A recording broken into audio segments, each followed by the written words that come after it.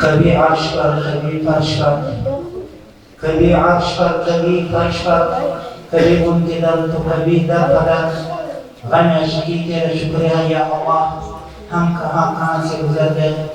بلا تاخیر ہمارا مہمان خاص استاد علماء شیخ الحدیث استاد الحدیث جامعہ اشرفیہ استاد محترم و مکرم حضرت مولانا محمد یوسف خان صاحب کو دعوت خطاب دے رہا ہوں کہ وہ اپنے علم و عرفان کے نور سے اس مجمع کو منور فرمائیں اور متخصصین حضرات اور فاضل تحصیل حضرات کی استاذائی فرمائیں.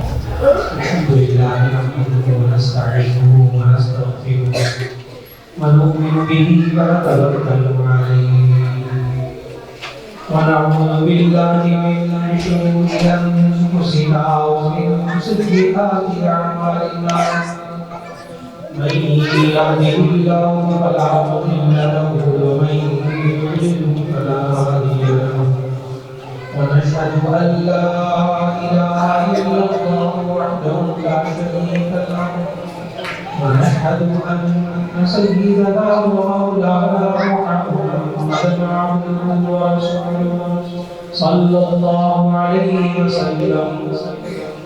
أما بعد فأعوذ بالله من الشيطان الرجيم. بسم الله الرحمن الرحيم. والذين يقولون ربنا هب لنا من أزواجنا وذرياتنا قرة أعين واجعلنا للمتقين إماما. وقال الله تبارك وتعالى لقد من الله على المؤمنين إذ بعث فيهم رسولا من أنفسهم يتلو عليهم آياته ويزكيهم ويعلمهم الكتاب والحكمة وإن كانوا من قبل لفي ضلال مبين.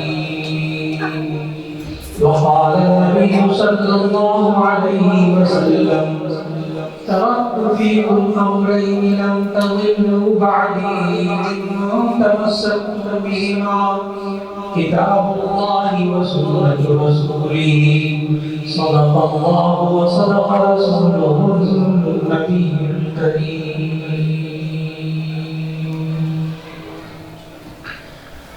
محترم حاضرین کرام، علماء کرام، عزیز طلباء، اللہ رب العزت نے آج یہاں حاضر ہونے کی توفیق عطا فرمائی اور شاید لاہور سے باہر اگر کسی شہر میں جانا ہوتا تو میں وہاں اتنے وقت میں پہنچ چکا ہوتا جتنے وقت میں لاہور سے لاہور میں آ جایا کہ وہاں ہمارا مانیٹرون اور درمیان میں قذافی اسٹیڈیم اور اس وقت میچ ہو رہا ہے. پورا راستہ گلگڑ سارا ساری دہر سب ویسے وہ مفتی قسیم صاحب دامت برکاتہ کا دروس آ کے بس آج اللہ نے پہنچا دیے تھے. کئی راستے بدل بدل کے نام تک پہنچنا، لیکن یہاں آ کر مفتی صاحب نے سب کرتی محنت مجھے بتائی جس کے لیے میں حاضر ہوں کہ کس طرح انہوں نے یہاں اس علاقے میں محنت کی اور کس طرح ایک بچوں کو جوڑا اور کس طرح ایک طرف انگلش کی کلاس ہے، ایک طرف تخصص کی کلاس اور بڑی ہمت کے ساتھ ان میں علوم میں مفتگی پیدا کی.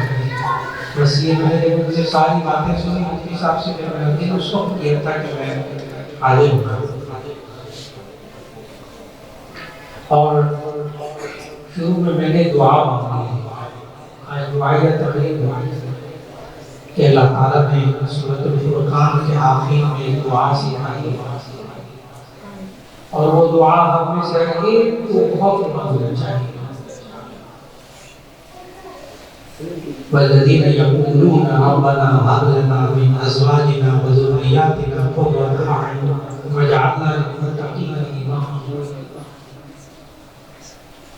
ترجمہ کروں گا تو ہر ایک دل سے ایسی دعا ہے کہ جو رحمان کے بندے ہوتے ہیں وہ یہ دعا مانگتے ہیں ربنا ہب لنا من ازواجنا و ذریاتنا قرۃ اعین، اے اللہ ہمیں اپنے گھر والوں سے اپنی اولاد سے ہم اپنی ٹھنڈک کرتا ہے۔ ایک ایک بندہ چاہتا ہے، ماں بھی چاہتی، باپ بھی چاہتی، وجعلنا للمتقین اماما، اور ہمیں پرہیزگاروں کو بھی امام بنا دیا۔ صرف یہ نہیں کہ پرہیزگار بنا دیا، پرہیزگاروں کا بھی امام بنا دیا۔ اے اللہ ہمیں اپنے گھر والوں سے اپنی اولاد سے ہم کو بھی ٹھنڈک عطا کر۔ میرے بہت سے شاگرد مجھے کہتے ہیں استاد جی یہ دعا کا پہلا حصہ تو سمجھ میں آ گیا ہے، یہ دوسرا حصہ کیا ہے کہ وجعلنا للمتقین اماما، اے اللہ ہمیں پرہیزگاروں کا بھی امام بنا دیا۔ ایک یہ کہنا ہے اللہ ہمیں ہدایت دے دے، اللہ ہمیں پرہیزگار بنا دے، متقی بنا دے، لیکن متقین کا امام بنا دے۔ یہ بہت ساتھی مجھ سے سوال کرتے ہیں استاد جی اس دعا کی اس حصے کا مطلب ہے؟ میں نے کہا بہت آسان ہے، اپنے بچے کو حافظ بنا دو۔ وہ بچہ جب حافظ بنے گا، رمضان آئے گا، مصلی پہ کھڑا ہوگا، بچہ بالغ بچہ مصلی پہ کھڑا ہو کر تراویح پڑھائے گا، پیچھے کتنے متقی اس کے مقتدی ہوں گے، یہ متقین کا امام بنے گا۔ ویسے تو مفسرین نے اس کو بہت سارے مطلب لکھے ہیں کہ متقین کے امام کیا ہوتا ہے، تفسیر الگ ہے۔ میں نے کہا عملی تفسیر دیکھنا چاہتے ہیں تو اپنے بچے کو حافظ بنا دو، اب یہ جتنے بچے حافظ بنے یہ بڑے ہو کر مصلی پہ کھڑے ہو کے تراویح میں قرآن سنائیں گے، پیچھے کتنے بزرگ کھڑے ہو کے نماز پڑھ رہے ہیں، متقین کا امام بن گئے۔